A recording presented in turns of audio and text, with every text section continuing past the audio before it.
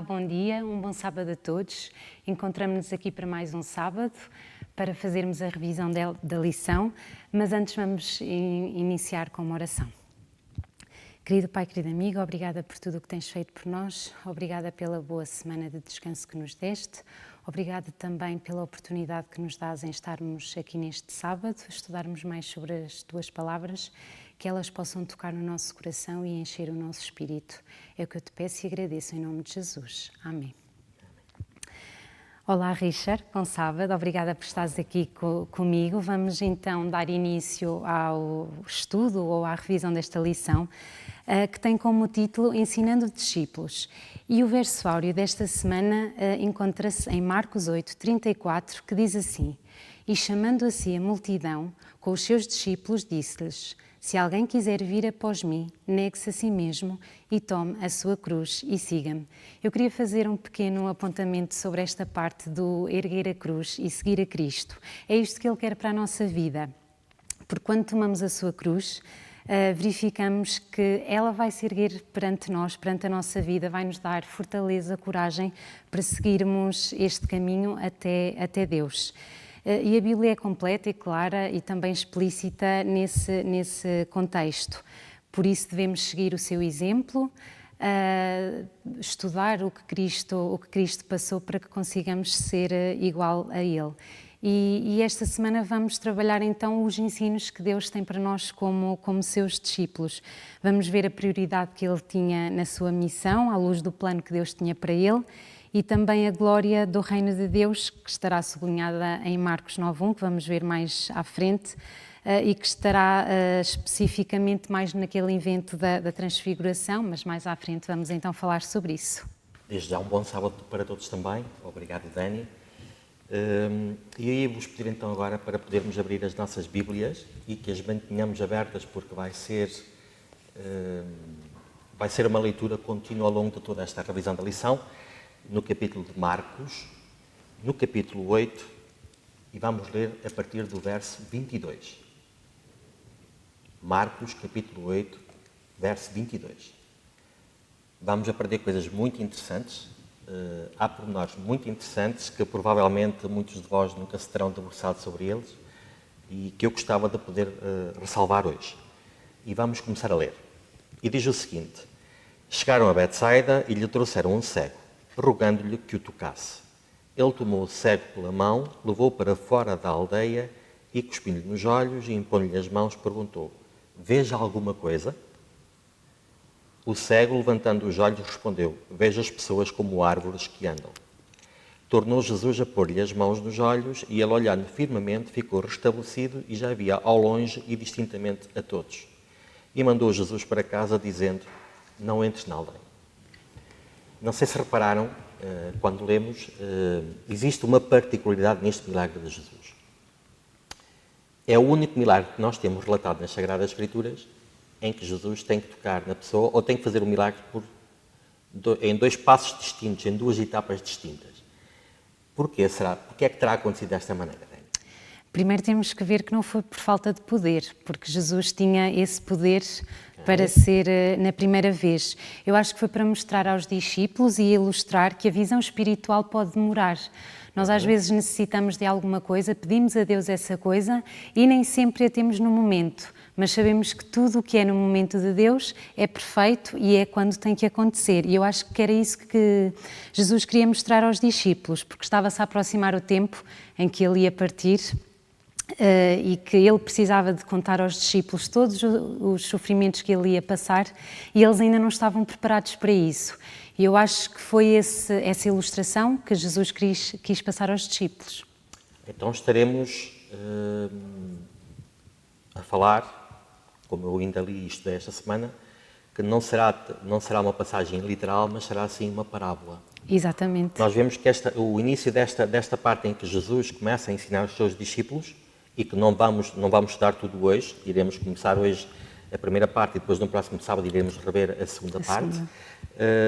Vemos então que esta parte do ensino de Jesus aos seus discípulos começa com uma parábola, com a cura de um cego, e vai terminar em Marcos, depois no capítulo 10, também com a cura de um cego. Está bem? E vamos continuar a ler porque agora vai haver então aqui uma mudança drástica no tema do capítulo de Marcos. Está bem? Vamos entrar agora na segunda fase, ou na segunda etapa do livro de Marcos. Nos diz o seguinte, a partir do verso 27. Jesus e seus discípulos partiram para as aldeias de Cesareia de Filipe e no caminho perguntou-lhes: quem dizem os homens que eu sou? E responderam eles: João Batista, outros Elias e ainda outros, um dos profetas. Então lhes perguntou: mas vós quem dizeis que eu sou? Respondendo Pedro lhe disse: tu és o Cristo. E advertiu Jesus de que a ninguém dissessem tal coisa a respeito dele. Então qual é a mudança drástica que nós temos agora aqui, Dani? Que Jesus começa a interrogá-los quem era ele, o que é que eles sabiam sobre Jesus. E há uma mudança que Pedro afirma que ele é o Cristo, o Messias. Eu penso que na lição nos dizia que era o Messias. E Jesus, como Pedro era a primeira pessoa a declarar que ele era o Messias, houve ali uma resposta mais severa, digamos assim, por parte de Jesus, porque a lição dizia-nos que o Messias naquela altura não era tão considerado como nós hoje consideramos o que era Messias, e penso que Jesus ficou mais retraído nesse aspecto por causa disso, pela maneira como Pedro introduziu para quem é que ele era Jesus. Este é um ponto de viragem porque até agora Jesus tinha tido como função ou como missão demonstrar aos outros quem ele era, mas neste momento em particular Jesus faz questão de tentar perceber quem é que as pessoas pensam que ele é realmente. Okay? Mais importante ainda, ele quer que os discípulos lhe digam quem é que ele é realmente. E como qualquer bom professor, não há melhor maneira de procurar perceber qual é o grau de evolução da aprendizagem dos seus alunos do que colocando questões. Tá bem? E foi precisamente aquilo que Jesus fez aqui nesta passagem.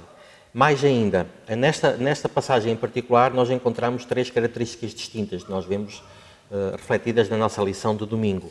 A primeira é que Jesus interroga os seus discípulos sobre a sua identidade. A segunda é que Pedro, e este é um aspecto interessante, que eu nunca tinha debruçado sobre ele, Pedro é a primeira pessoa não possuída por demónios que declara que Jesus é o Messias. E depois, em terceiro lugar, nós encontramos que imediatamente após esta revelação sobre quem é Jesus, ele começa a explicar para onde ele se dirige, para a cruz. E é aqui que nós entramos agora a partir do verso 31. E no verso 31 nós encontramos o seguinte: e então começou a ensinar-lhes que importava que o Filho do Homem sofresse muitas coisas, fosse rejeitado pelos anciãos, pelos principais sacerdotes e pelos escribas, fosse morto e que depois de 3 dias ressurgisse. E ele dizia abertamente estas palavras e Pedro, chamando-o à parte, começou a repreendê-lo. Jesus, porém, voltou-se e, olhando para os discípulos, repreendeu a Pedro e disse: para trás de mim, Satanás, não pensas nas coisas de Deus, mas sim nas dos homens. Não terá sido demasiado dura esta resposta de Jesus para com Pedro? Eu acho que Pedro sentiu isso, mas na verdade não era isso que Jesus queria que Pedro sentisse, porque Jesus sabia que quem estava a falar com ele era Satanás, era o inimigo. E então Jesus deu essa resposta para que Satanás se apercebesse que era com ele que Jesus estava a falar e não com Pedro. Ok. E vamos continuar e diz-nos assim: e então, chamando a si a multidão e juntamente os seus discípulos, lhes disse: se alguém quiser vir após mim, negue-se a si mesmo, tome a sua cruz e siga-me. Sei que já falaste um pouco sobre este versículo na introdução desta lição, mas tentando aprofundar um pouco mais este versículo, quando nós encontramos aqui a expressão tome a sua cruz e siga-me, o que é que tu entendes por isto? É tomar as dores que Jesus também passou na altura, porque nós somos cristãos, somos seguidores de Jesus e sabemos que esta vida também não é fácil. E Jesus também não teve uma vida fácil. Eu acho que é nesse sentido. Jesus quer que nós possamos passar e sentir o que ele sentiu, porque No final, Jesus venceu e foi para o céu e estamos à espera da sua vinda. E é isso que Jesus quer, porque o caminho até Ele é doloroso e nós sabemos que é. Então Ele quer o exemplo, ou deu-nos o exemplo da cruz. Ele quer que possamos tomar todas as dores que Ele tomou, não no sentido físico, claro, mas se acreditarmos que Ele sofreu, mas que venceu e que nós temos a vitória certa passando por essa cruz também. Gostava de acrescentar só um pequenino ponto. Quando se fala de tomar a cruz, sim, falaste muito bem, no sentido das dores, no sentido de trabalho, mas eu gostava de ir um pouquinho mais longe, porque quando Cristo nos diz aqui para tomar a cruz e seguir, também se refere a um discipulado, que nos tornemos, refere-se a que sejamos seus discípulos. Seus fiéis servos, digamos, ok? Porque a cruz, como eu lia esta semana também num outro livro, a cruz é um lugar de serviço. Quando nós tomamos a cruz de Cristo e fazemos dela o nosso lugar de serviço, então nós vamos entrar em colisão connosco próprios, porque vamos ter que tomar uma decisão. Ou seguimos a Cristo e temos apenas Cristo no nosso coração, ou então seguimos Satanás, porque não há meio caminho. Ou seguimos um ou seguimos outro. O meio caminho já é o próprio Satanás. Mas mais ainda, é que quando nós tomamos a cruz e seguimos Cristo, para além de entrarmos em colisão connosco próprios, porque nós temos que definir qual é o caminho que nós queremos seguir, temos que fazer uma outra coisa também, que é negar todas as propostas que o mundo nos apresenta e, por fim, temos que pôr de parte completamente Satanás. Então isto sim é tomar a cruz. Quando nós efetivamente tomamos a cruz e seguimos, então nós somos verdadeiros servos de Cristo. Por isso é que ele dizia a Pedro, quando ele comentava com Cristo, que ele não devia falar daquela maneira, e ele o repreende dizendo: sai de mim, Satanás, ou vai para longe, Satanás. Porque aquelas palavras não seriam propriamente de Pedro, ou então era porque Pedro, ou então Jesus falou assim para Pedro, no sentido de que Pedro já não estava... Já se estaria a desviar ou a pensar de outra maneira. Exatamente, ele não estaria verdadeiramente imbuído com o Espírito de Cristo no seu coração, e então estava ali a começar a ser um empecilho para o próprio trabalho de Cristo. Exatamente. E vamos continuando ainda, porque ainda não terminamos esta passagem, agora a partir do verso 35 diz-nos o seguinte: pois quem quiser salvar a sua vida, perdê-la-á, mas quem perder a sua vida por causa de mim e do Evangelho, esse a salvará. Que aproveitaria ao homem ganhar o mundo todo e perder a sua alma? Ou que daria ao homem em troca da sua alma?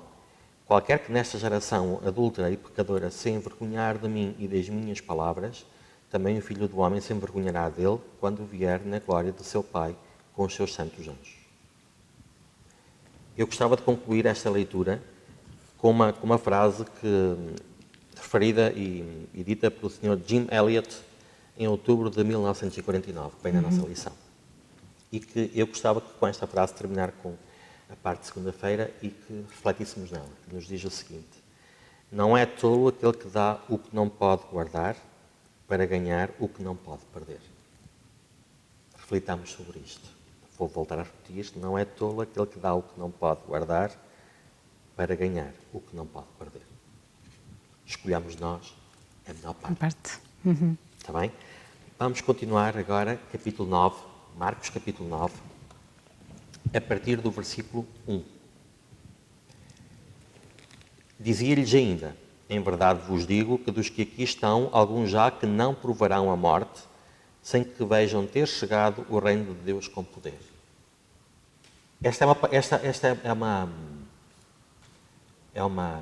É um versículo que nos pode deixar perplexos, mas digamos que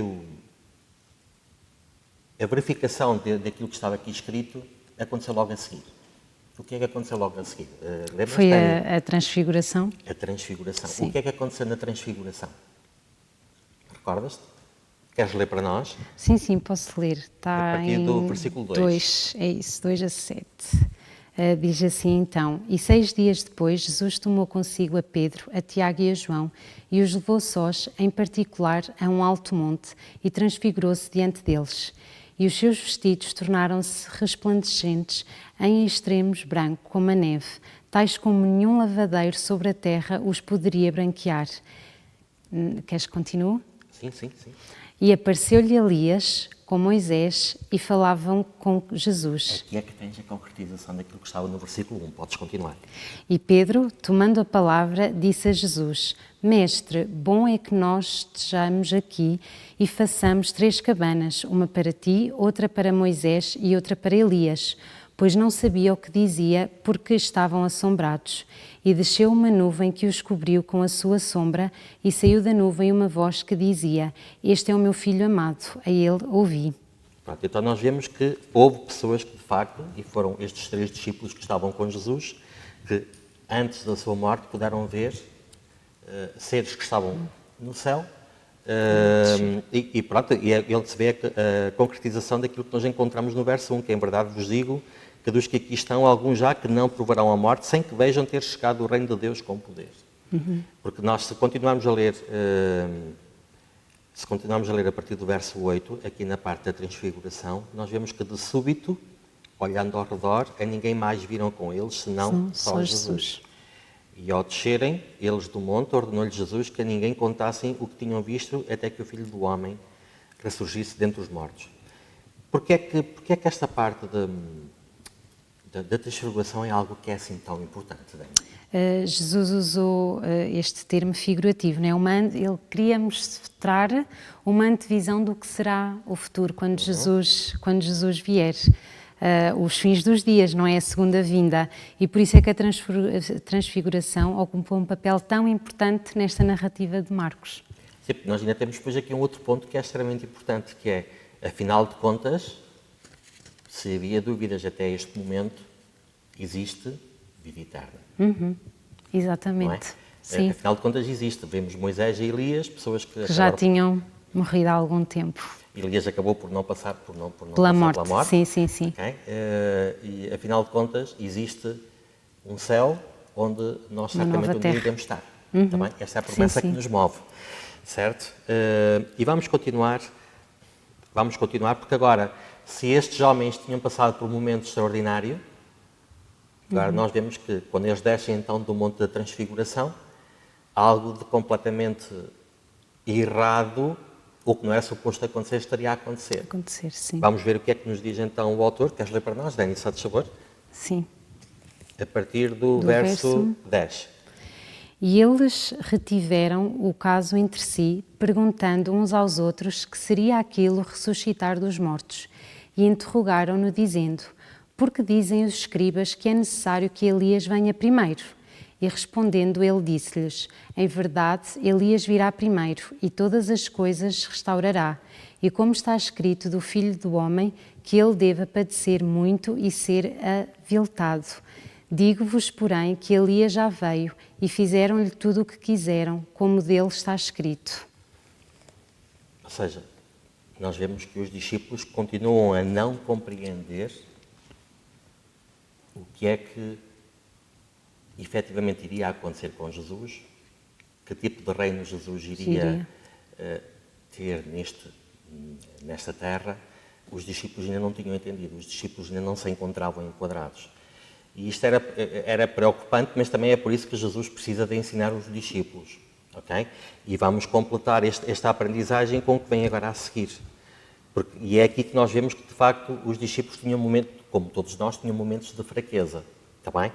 E a partir do verso 14 diz-nos o seguinte: Quando se aproximaram dos outros discípulos, viram grande multidão e alguns escribas que discutiam com eles.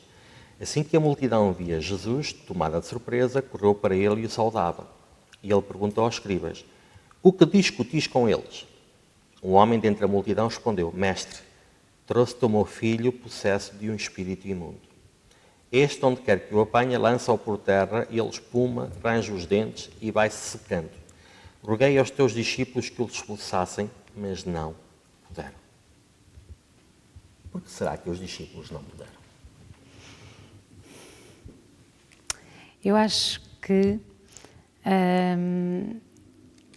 Jesus queria-lhes dar uma lição de obediência, serem mais humildes. Eles, logo no início, quando tu começaste a ler, eles tentaram fazer estas conversas longe dos ouvidos de Jesus. mas ele lia-lhes o coração, não é? E aproveitou a oportunidade então para dar aos seus discípulos uma lição de humildade. Mas eu penso que os próprios discípulos não estavam preparados para todos estes ensinamentos, infelizmente, não é? E por isso é que eles tinham muitas vezes estas reações. Certo. Mas faltava também aos discípulos algo certamente extremamente importante. Porque nós já vimos e já encontramos em Marcos e em outras passagens que eles conseguiam executar milagres, correto? O que é preciso para poder executar um milagre? Sem dúvida estar muito ligado a Cristo. Uma ligação extrema mesmo. São necessárias duas coisas que são extremamente importantes. Uma delas é o jejum e outra é a oração. Jesus estava sempre em permanente oração. E em jejum também, falando sempre com o Pai. E era isto que faltava aos seus discípulos. É por isso que Jesus se vira a eles, no verso 19, e diz o seguinte: ó geração incrédula, até quando estarei convosco? Até quando vos sofrerei?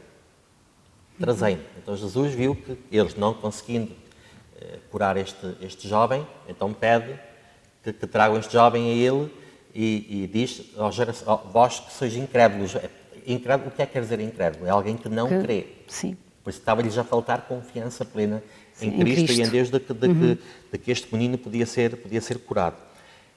Mas aqui havia ainda um outro aspecto importante na cura deste menino que vamos ler agora a seguir, a partir do verso 20. E diz o seguinte: eles o trouxeram e quando o Espírito viu a Jesus, logo agitou o menino com violência.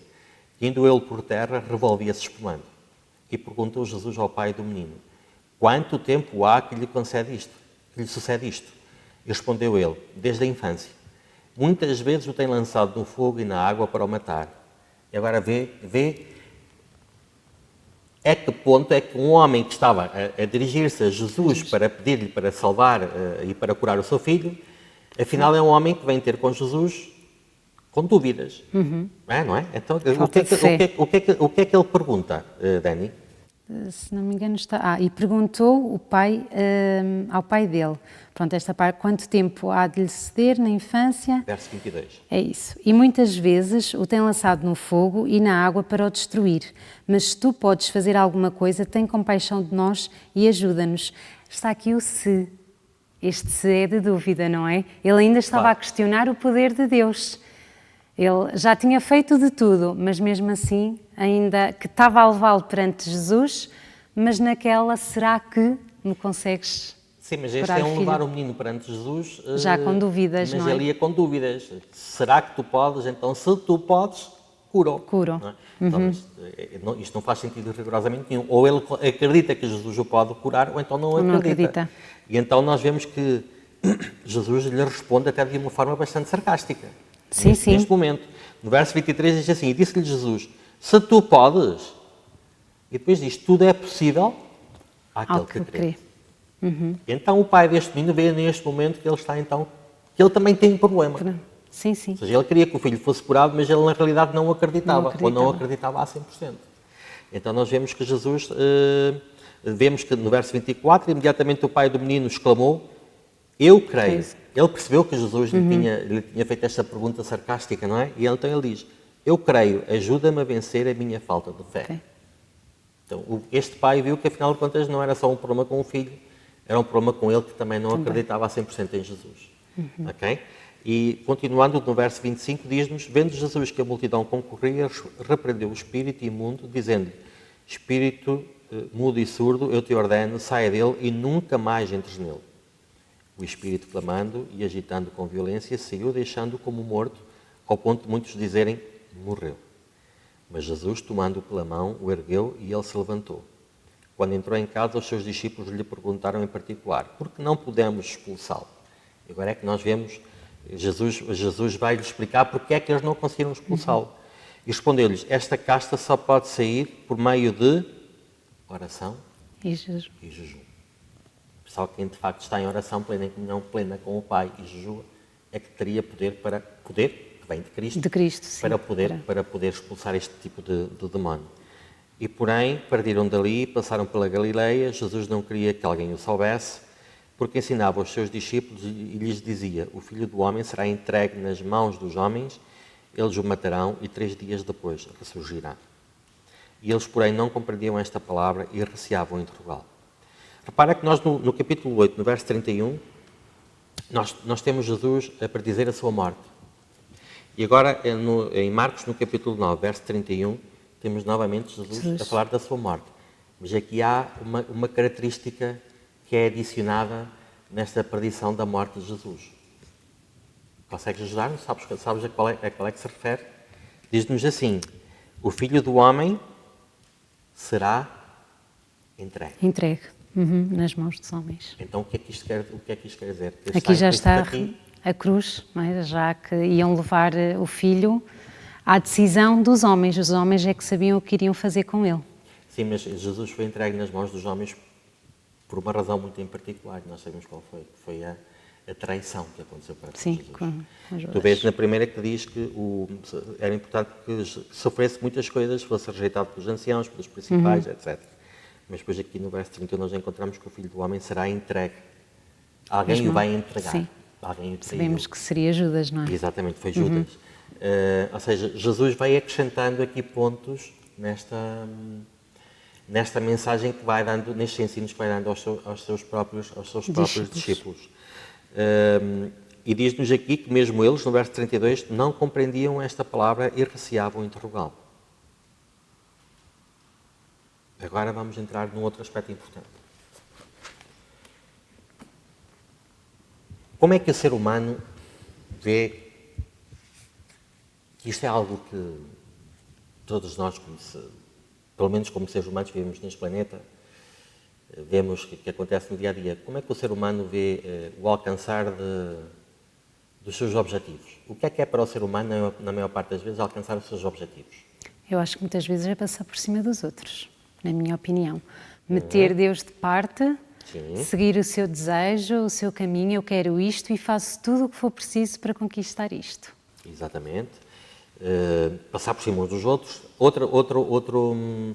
Outra característica da maior parte dos seres humanos, quando querem ser superiores, é terem mais do que os outros. Os outros. Okay? E mostrar isso, não é? Muitos podiam ter porque têm posses, mas serem humildes no que têm. Exatamente. Mas há outros que gostam de mostrar a sua superioridade. E depois ainda há um outro aspecto que tem a ver, há mais 2 aspectos. Um deles tem a ver com o que tu tinhas dito inicialmente, que é ter poder sobre os outros, e isto está implícito naquilo que disseste há pouco, de passar uns por cima dos outros, ok? Não olhar a quem, e fazer e passar e avançar. A meios para atingir os fins. Exatamente. E depois existe um outro aspecto importante também, que é o quererem conseguir e fazerem um esforço para conseguir, também está implícito com aquilo que tu dizias há pouco, de passar por cima de todos. Está um pouco relacionado com aquilo que tu disseste no princípio. Então, e com Cristo? E no reino de Cristo? Nós sabemos que não será assim, não é? Temos grandes histórias, lições, que vai ser perfeito, não é? Então não pode ir para lá ninguém que seja imperfeito. Sim, mas e o que é que Jesus nos compara? Lembras-te? Nesta passagem que quando eles se questionavam a si próprios, já vamos ler quem era o maior, quem é que Jesus puxou para o meio deles para fazer esta comparação? Recordas? Uma criança, sim, uma criança. Porquê uma criança? Porque as crianças são muito inocentes e quando, para já, não se acham melhores que os outros e se fazem alguma coisa a alguém, pedem perdão e esquecem o que aconteceu. São capazes de continuar a brincar com aquela criança, ou se alguém lhes fez a elas, elas perdoam, já passou e continuam a brincar, continuam a ser as melhores amigas, e nós não. Exatamente. As crianças têm ainda outras particularidades. Uma outra particularidade é que não têm poder sobre os outros, não é? Sim. Por norma não se sobrepõem. E depois ainda há um outro aspecto que é importante, que distingue, e é por isso que Jesus puxa de uma criança. Tu há pouco dizias, e bem, que as pessoas deste mundo procuram ter posses e fazerem-se parecer e transmitir uma imagem de que são melhores do que os outros. Com Cristo, quando Jesus nos pede para pegarmos a nossa cruz e o sigamos, o que Ele pretende é que nós façamos transparecer para fora o seu amor e o seu caráter para com os outros. Exatamente. Estamos a falar de dois lados completamente opostos, ok? E se nós lermos nas Sagradas Escrituras, agora a partir do verso 33, diz-nos o seguinte: chegaram a Cafarnaum, estando ele em casa, perguntou-lhes: que estáveis discutindo pelo caminho? Aqui é importante só frisar um ponto, um aspecto, que é Jesus tinha ido à frente e os discípulos tinham ficado Estava para atrás. trás. Mas Jesus já sabia que eles tinham vindo pelo caminho, até onde eles se encontravam, a discutir precisamente sobre um tópico e sobre um aspecto, que tem a ver sobre aquilo que falámos ainda agora e comentamos ainda agora. Então Jesus pergunta-lhes o que é que eles estavam a discutir. E no verso 34 nós encontramos que eles se calaram porque pelo caminho tinham discutido entre si qual era o maior. O maior. Qual era o maior. E ele, assentando-se, chamou os 12 e lhes disse: se alguém quiser ser o primeiro, será o último e servo de todos. Lançando então mão de uma criança, como falaste há pouco e muito bem, colocou-a no meio deles e, tomando-a nos braços, disse-lhes: qualquer que em meu nome receber uma criança como esta, recebe a mim. E qualquer que me receber, não recebe a mim, mas ao que me enviou. Jesus procura dar o exemplo aos seus discípulos do que é ser o maior. E para mim, Jesus, há uma situação em particular em que dá o exemplo máximo. Há uma situação em particular que nos move, nos deve fazer refletir muito e que tem a ver com o lava-pés. No momento em que Jesus, perante o outro. no momento em que Jesus, precisamente, toma a postura de humilhação, porque supostamente ele era o rei, sim. o Messias, o Filho do Deus vivo, e é precisamente Jesus que dobra os seus joelhos É o exemplo. para lavar os pés dos seus discípulos. Penso que não há nada mais profundo que nos possa fazer refletir do que isto. Claro, depois a morte de Cristo na cruz, claro, como é óbvio, não é? Mas deve-nos fazer pensar e repensar o que é que muitas vezes nós queremos da Igreja, o que é que nós fazemos na Igreja, como é que nos relacionamos com os nossos amigos, com os nossos irmãos. Queremos nós mostrar superioridade em relação aos nossos amigos e irmãos? E Deus, com esta resposta, quis mostrar que quem se está a colocar superior aos outros já está sob o domínio de Satanás. São estas pequenas coisas que nós podemos achar, oh, nem é assim tão importante, eu tenho mais dinheiro, tenho mais posses, claro que sou melhor que aquele. E isto já é pensamentos de Satanás, o poder de Satanás a trabalhar em nós. E foi uma das lições que Jesus também quis mostrar aos discípulos, e acho que nós podemos levar isto também para a nossa vida. Eu li uma frase que já partilhei várias vezes com alguns irmãos da igreja e queria partilhar convosco também aí em casa. A nossa vida poderá ser a única Bíblia que muitos vão ler. Portanto, temos que dar o exemplo, refletir Jesus em nós, porque muitos podem não perceber nada da Bíblia, nem saber a história de Noé, de Moisés, mas o nosso exemplo e que ver Jesus em nós pode levar muita gente ao céu. E eu acho que é isto que Deus quer mostrar, quem é o maior. Nós podemos ser o maior no bom sentido e não porque temos grandes posses. Claro, claro.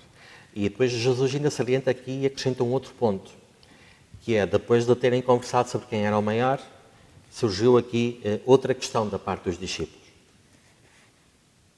Disse-lhe João: Mestre, vimos um homem que em teu nome expulsava demónios e nós lhe proibimos porque não nos segue. E Jesus, porém, disse, resposta extraordinária: não lhe proibais. Ninguém há que faça milagre em meu nome e logo a seguir possa falar mal de mim. Pois quem não é contra nós, é por nós. É por nós. E diz mais ainda: em verdade vos digo que aquele que vos der a beber um copo de água em meu nome, por seres discípulos de Cristo, de modo algum perderá o seu galardão. Quantas vezes nós encontramos adolescentes ou pessoas até de fora que não são adventistas e que muitas das vezes são eles que nos levam à razão. Não é verdade? Verdade. Já tiveste certamente situações sim, e experiências já. com pessoas. Eu tenho amigos de fora que não são adventistas de sétimo dia e que me fazem pensar muitas vezes com aquilo que me dizem e com os seus comportamentos e as suas posturas para E não comigo. têm tanto conhecimento como nós. e não têm tanto conhecimento como nós, é verdade. Continuando, porque o tempo está a aproximar-se do fim, vamos entrar agora numa outra área que certamente levou os discípulos a ficarem, provavelmente, quando ouviram isto, escandalizados, preocupados, chocados. E eu vou-te colocar uma das questões a respeito disto que nós encontramos a partir do verso 42, no capítulo 9 de Marcos. E diz assim: E quem escandalizar a um destes pequeninos que creem em mim, melhor lhe fora que se lhe pendurasse ao pescoço uma grande pedra de moinho e fosse lançado ao mar.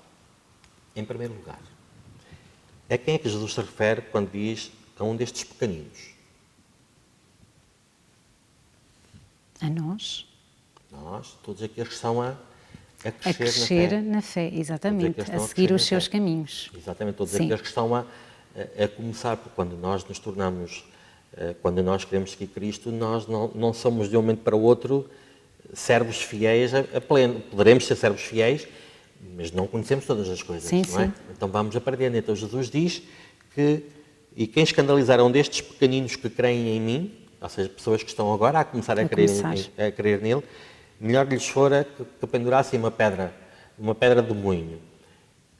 Realmente Jesus está a dizer que quer que as pessoas que escandalizam aqueles que estão a entrar agora a conhecer Cristo, que se suicidem? É isto que Jesus nos está a dizer? Não, claro que não. Deus não nos pede isso. Mas isto é um ato de que todas as coisas que nós possamos fazer para desviar estes pequeninos de Deus, porque nós também não somos perfeitos e podemos fazer alguma coisa que os possa escandalizar. Deus diz que isso é que é o grave, ou seja, é pior isso do que acontecer alguma coisa destas que Deus refere na Bíblia, como o escandalizar, o fogo, o sal. Claro que Deus não quer que nós cortamos uma perna ou um braço, escandalizamos alguém. Ele quer é que nós compreendamos que esses atos são graves. Claro. Ele quer que nós compreendamos que esses atos são graves e eu queria agora ir um pouquinho mais longe, no pouco tempo que nos resta. Que é o seguinte, porque agora, sim, isto nós estamos a explicar às pessoas que não faria sentido, não é? Claro. Mas pergunta, faria sentido que, biblicamente falando, que pudesse entrar alguém nos céus sem uma perna, sem um braço, sem um olho? O que é que nos diz as Sagradas Escrituras em relação às pessoas que vão entrar nos céus? Que vão ser perfeitas, mas vão ser também transformadas por Deus. Exatamente. Não é?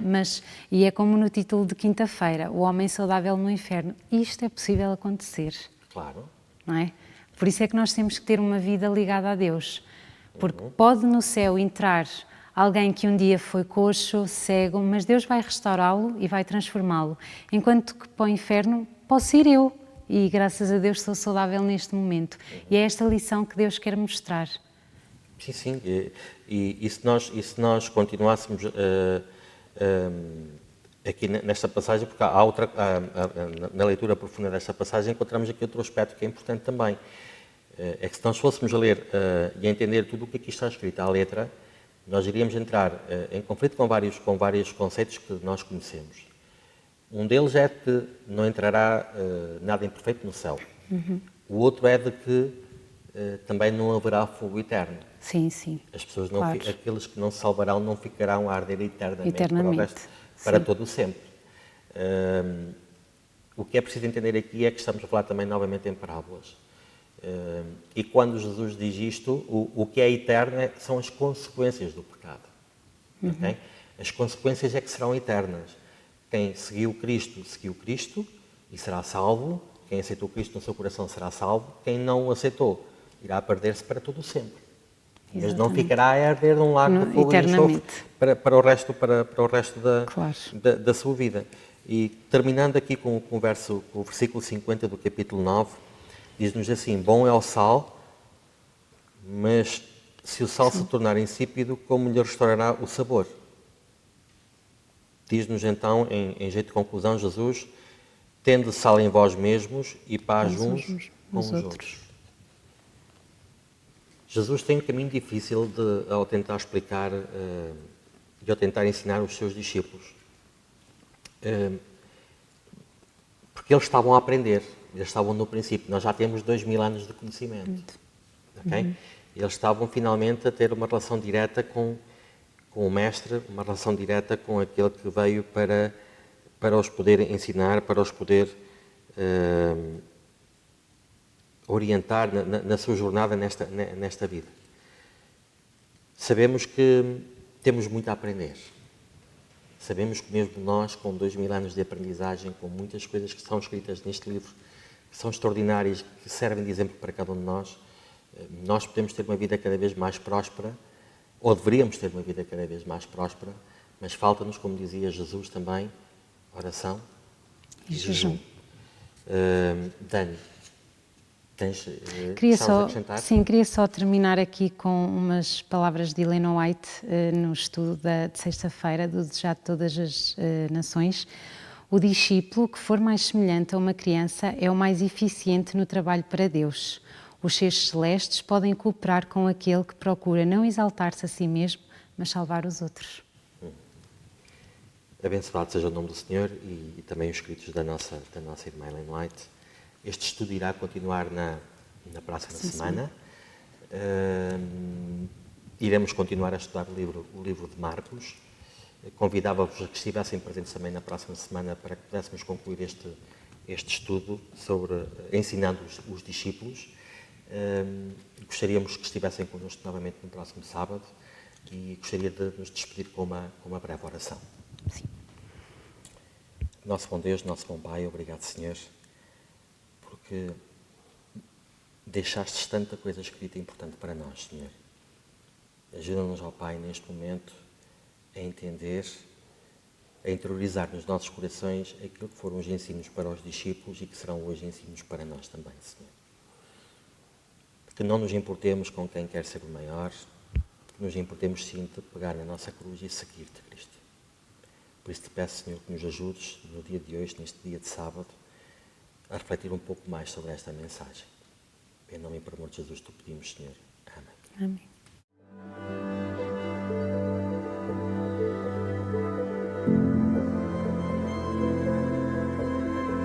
Amém.